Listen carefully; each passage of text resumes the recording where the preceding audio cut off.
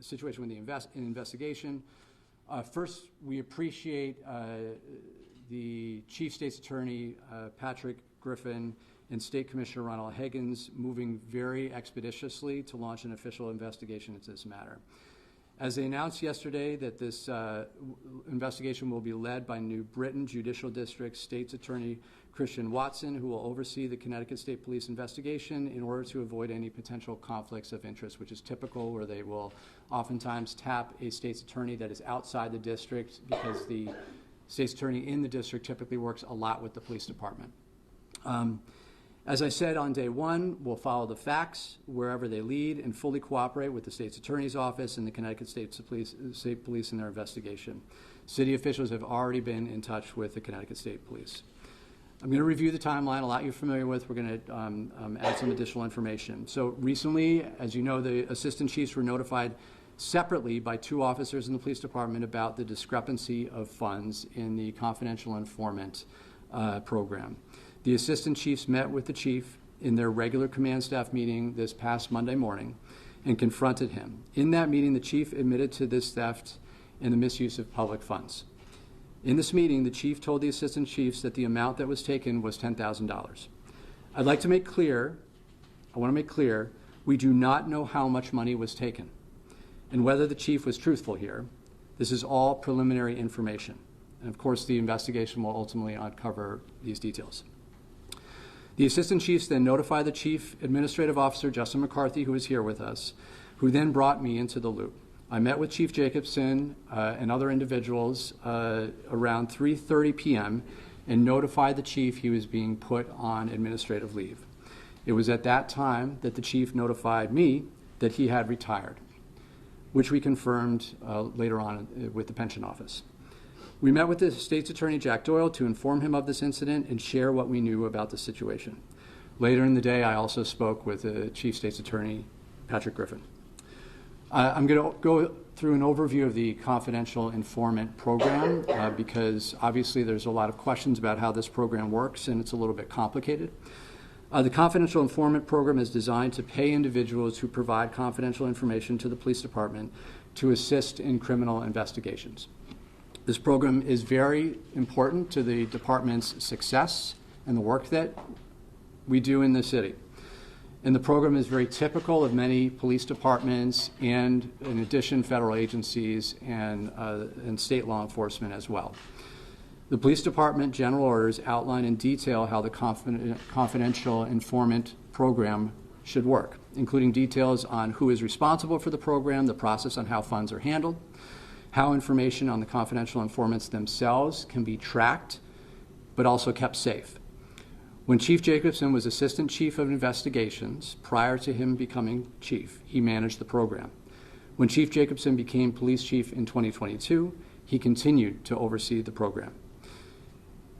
According to Assistant Chief Etienne, who is Assistant Chief of Investigations for approximately 3 years, and Assistant Chief Zanelli, who was Assistant Chief of Investigations for the most recent year, they asked the chief to turn over the program to them, which the chief did not do. We've done an initial review of the confidential informant bank account. The bank account receives checks from the city. It's in a private bank. Typically, an average of around $75,000 per year is deposited into this account. In the last 2 years, funds deposited into this account have come from the city's general fund. Cash is withdrawn from this account in smaller increments and then is supposed to be put in a safe in the police department before it is distributed to detectives who provide the funds to confidential informants. Currently, in this bank account, there is $50,766.09. We've frozen these funds. In 2025, funds were regularly withdrawn from the account each month in $5,000 increments by Chief Jacobson.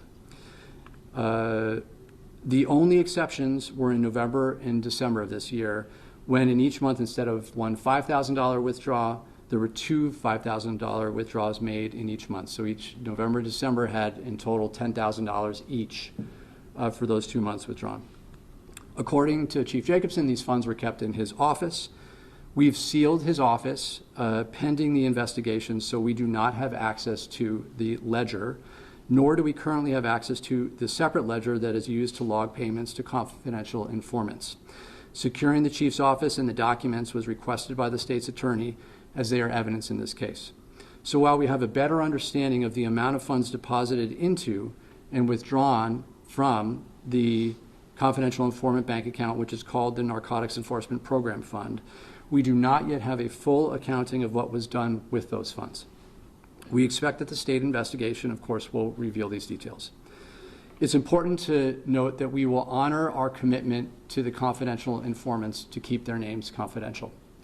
As you can imagine, that is very, very important because people have put themselves at great risk to share information with the police department to help us solve crimes. Next steps. So we have, as I said, frozen the bank account in question. Chief Jacobson has been removed as a signatory on that account. We've paused the confidential informant program temporarily while we review the program. We're reviewing if there were any other city counts that were potentially impacted. And we will be working to engage an outside party to help us review the policies and procedures regarding the confidential informant program and make any necessary improvements. We're cooperating fully with state police, and their investigation is underway. Of course, the investigation is in its very early stages, and it will likely take time for the state to complete. But we're committed to full and complete accountability in this matter. Chief Zidane. Thank you, Mayor. I'd just like to thank the Mayor for his trust in me and support through this incredibly difficult time. I just want to say to the men and women of the police department, I'm incredibly proud of you. This didn't come and was not discovered from outside entities. This was reported to us as your leaders, trusting us to do the right thing and to bring it forward, and that is what we did. No one is above the law, and we were all held accountable to the stipulations. I want to say thank you to the executive team for their support during this process, and thank you to the community for standing by us, for allowing us an opportunity to heal. And we will move forward as a police department. Thank you. Questions for folks? You say that the chief was asked to hand over the account to assistant chiefs. Do you know roughly when that was? So for myself, it was multiple times throughout the past year. What the chief had done is basically make it where he would be the sole holder of the money, and what he would say to us is commonly that he was doing that to protect us from any kind of liability. Mayor Elker, did you consider putting the CAO or somebody else in charge, given that Zanelli, while not accused of any wrongdoing, did have authority under department guidelines over the CI fund? So I considered a lot of options, and am confident in my choice to choose Assistant Chief Zanelli as the acting chief. I've gotten to know and watch Chief Zanelli over many years in the work that he is doing in the department. He's a strong leader. In every experience that I have had with him, he has strong integrity. And I remind folks that he and the two other assistant chiefs came forward under what I think any of us would imagine is a pretty difficult situation where there's someone that was their mentor that promoted them into these positions because they wanted to do the right thing. So I'm very confident in Chief Zanelli's ability to do the job. And even before the chief was in position, was it common to have $5,000 increments taken out every month? Oh. Yeah, my understanding is yes. And as I said, typically this account has, on average, deposits into it of approximately $75,000 a year. That's on average. So some years it may be a little bit more, a little bit less than that. And so if you back into that, just typically how much is used per month in the informant program, that's about the number. So each year, you estimated to have about $15,000 left over, sort of rolling over into that account? I can't say that. There is, at the time that we froze the account, there was just over $50,000 in the account. So just to make numbers, understand the numbers, there's an average $75K annually, but right now we have $50K. The last 2 months you said there were additional deductions of $5,000, which adds up to the $10K that Chief Jacobson said he has. So that will leave the account with at least $55K. Yeah. So there was a deposit in November for $50,000. Typically, the deposits in recent years were around the $50,000 amount. And so there would be a large deposit of $50,000, and then it would be drawn down in $5,000 increments typically from what we've seen. I want to be clear. So I have information on deposits over multiple years recently, and we only, at this point, we're working very hard to pull a lot of information from the bank and statements. But from this last year, we have information about the withdrawals. Other questions? What about motive? I mean, this money, was it used? Was it used? Do you have anything on motive or what? Well, I really don't want to speculate on that. There's a lot of talk around town, but I really don't want to speculate on that. You said you took $10,000. Is that the double increments in December and November? We don't know. We don't know. When you said you talked to him and you said you were gonna put him on administrative leave, he said he had, so had he filed the retirement paperwork before he had his conversation with you? Yes. Was that after the assistant chiefs had come up to him, or did? Yes. It sounds like you all have done some financial auditing now. The police general order requires a financial audit every year. Has that been happening for the last 6 years? So I had asked the chief, and that was about to commence this month as I was up on my year term. Did it happen over the last? We're 5 not years sure. then? We can't get into the files in his office because it's secured right now. Does that audit not go to anyone, like the mayor or the CIO? So that's why one of the reasons that we're going to look at this general order, because there's several parts that are unclear and several parts that refer to the chief of police as having access to these files in several segments. So what we'd like to do is moving forward is work with our Board of Police Commissioners, Chair Evelise Ribeiro, to make a little bit more clearer of a policy, because there's other segments outside of reference to these funds that also need to be updated from 2016. I mean, it seems pretty clear. An annual audit of the department's confidential informant file shall be conducted by the chief of police or his/her designee, but that applies to the files and not to the financial accounting piece. So what is the ambiguity here? Well, we just want to say that the assistant chief is not the sole person. We want to say that the chief is the top executive right now, and we have other conflicting general orders that say the chief of police is control of all activities of the police department. So, and I can provide that general order afterwards if you'd like. And just so that I understand in terms of his resignation, before he was caught, before he was confronted, he had already resigned or kind of given his paperwork? So the assistant chiefs in the morning, the 3 assistant chiefs in the morning had a meeting with the chief where they confronted him with the fact that there was a discrepancy in some of the funds that are used in the confidential informant program. They then reported it to the chief administrative officer. We met as a group without the chief to discuss. We called, my chief of staff called the chief and said he needs to come to the chief administrator's office where we were all sitting. In between that time, and the time that he actually arrived, he retired. Are there state or federal funds in the CI fund? So in recent years, all of the funds that to our knowledge, that have been put into this account are general fund deposits. Prior to July 1st of 2023, there were asset forfeiture funds that were put into this account. And those funds typically are state or federal funds. That is more than 2 years ago. And given the deposits and withdrawals, it's unlikely that those funds were impacted should the chief's activities only be during this period. Now, if we go back further, as the investigation unfolds and we identify that there were things going on prior to 2.5, 3 years ago, then it could have impacted federal or state funds. But to our knowledge right now, only city funds were impacted. In that case, is the FBI planning to investigate? That's a question for them. How did the officers find these discrepancies? What were they doing that allowed So them to find this? I don't want to get into the details because there's an ongoing investigation. I do want to reiterate what Chief Zanelli said, that the fact that the officers came forward with the information and reported it is something that we should commend them for. Is there a difference between the police narcotics enforcement account and the confidential informant case expenditure fund? I may have used different words. The technical name on the account is the Narcotics Enforcement Program Fund, and that's where the funding is. There's no 2 separate accounts or pools of money. Yeah. All right. Is there any concern about interrupting any ongoing investigations now that this confidential informant program is paused? Yeah, do you want to take that? We just want to work with the Board of Police Commissioners and some of our state and federal partners to make sure we have the most up-to-date and current policies before moving forward, and make sure that we're not interrupting the state police investigation as it stands. And then when appropriate, we'll commence. I just add to that, we've made, the department has made incredible progress on reducing violent crime.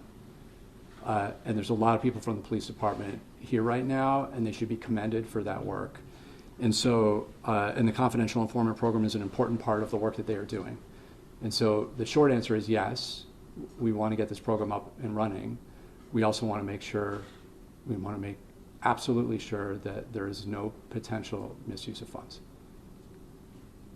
Given that these audits are required, do you think that someone in the city administration ought to have known that, you know, the audits weren't happening or something was going wrong?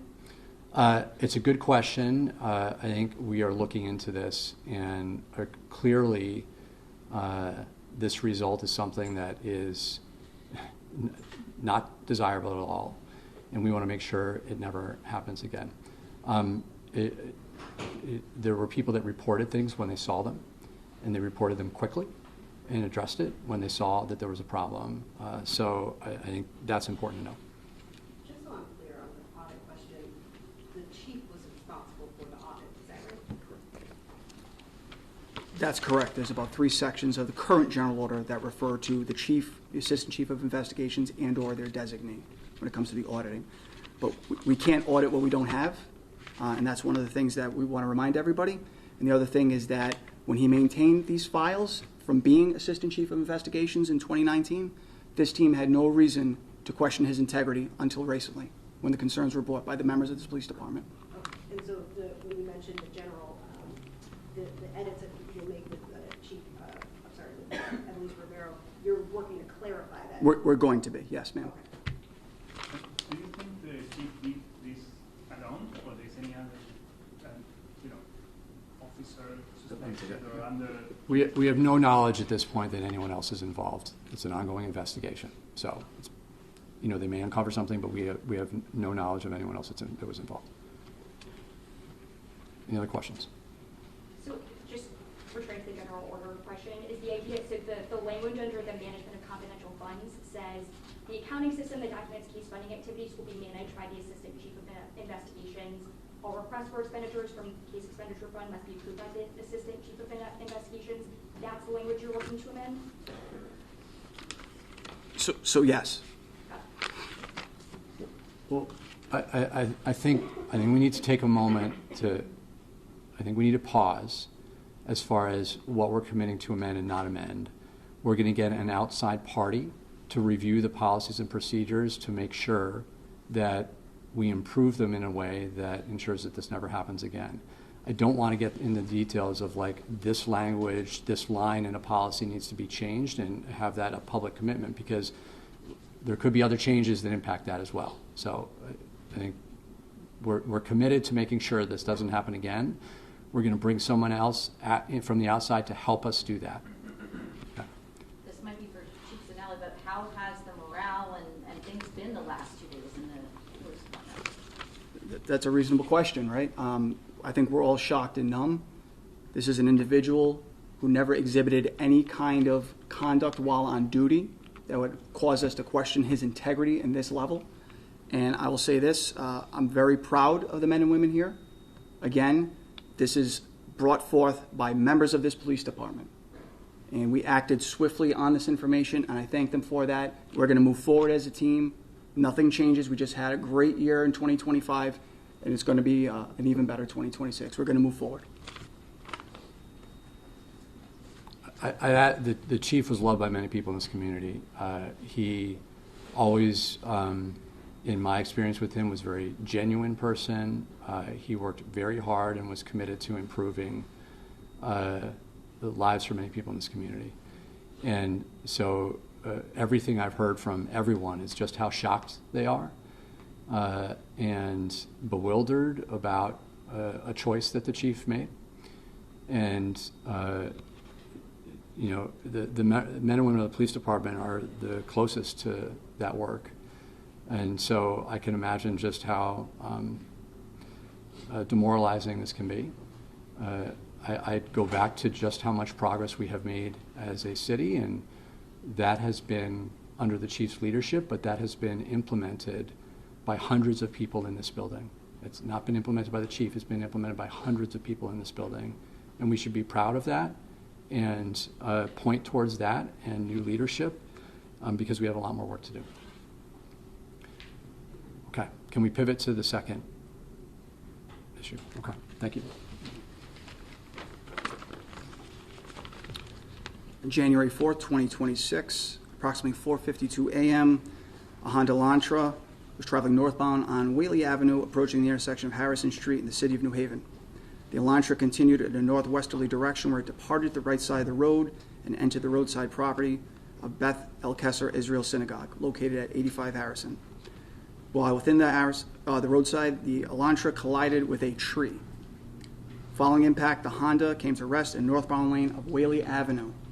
Prior to the collision, New Haven police officers were attempting to initiate a traffic stop on the Honda Elantra after it was involved in an incident in which it nearly collided with a marked New Haven Police Department vehicle. The Elantra was later determined to be stolen, but was not the reason for the pursuit. As a result, the operator and the front passenger sustained fatal injuries. Both occupants were subsequently transported to the office of the Chief Medical Examiner's office, pending a post-mortem exam. The identities of the occupants, one is a 13-year-old female, and the other is still pending. The male driver is a 13-year-old. Correct. The male driver is a 13-year-old. At the request of the New Haven Police Department and the New Haven State's Attorney's Office, the Connecticut State Police was called upon to assume the investigation, and an internal affairs investigation has also been initiated as a result. State Police, Central District Major Crimes, and Collision Analysis and Reconstruction Squad assume the investigative responsibility, and we are working to support them in any way we can. The officers were not injured in this incident. Thank you. How old was the passenger? Do you want We're unsure. But the state police should be giving an update sometime in the near future. Absolutely. So the 13-year-old boy has been identified. The female passenger has not been identified. And that's, I think, an important thing that the press can help us with, because this incident happened over the weekend, and we still do not know who this young person is. We don't know the age of the young person, and we have not been able to identify who she is. I spoke with the mom of the young boy earlier this week, and as you can imagine, she is devastated. He was a New Haven public school student. But we need your help identifying the young girl, or young woman, because we do not know her age. The state police is going to release a description later today, correct? And so you can look forward to the state police releasing that information, and ideally you help us put that information out so that we can try to identify this young person. Any other questions on this? So just to run it again, the police were pursuing, after a traffic stop, a Hyundai, which then, it was an Elantra that veered off the road into the tree at Becky. And that was the stolen vehicle, which was not the reason for the pursuit. Correct. So the reason for trying to stop the vehicle is because what we have at this time is the vehicle intentionally swerved at the officers and then continued to swerve with them without the lane westbound traffic, Whaley Ave by. This is the Elantra? Yes. Okay. I guess maybe it's a question for the mayor. I mean, this is the second time that there's been a traffic incident of people colliding into the Becky property in that area. Are there any concerns with like traffic upgrades or things like that in the area? Is it safe for pedestrians? I mean, no level of traffic calming is going to prevent a car that was a stolen vehicle that was fleeing from the police from crashing. So I think that's, while we're doing a lot of traffic calming around the city and dangerous driving and speeding around the city is a problem, that is not relevant to this case. This was two people that had stolen a car, were driving erratically and swerving intentionally towards a police car, that when the police car activated its lights and sirens, they fled and crashed. And it's tragic that they are dead, but traffic calming is not the way to solve that problem. Any other questions?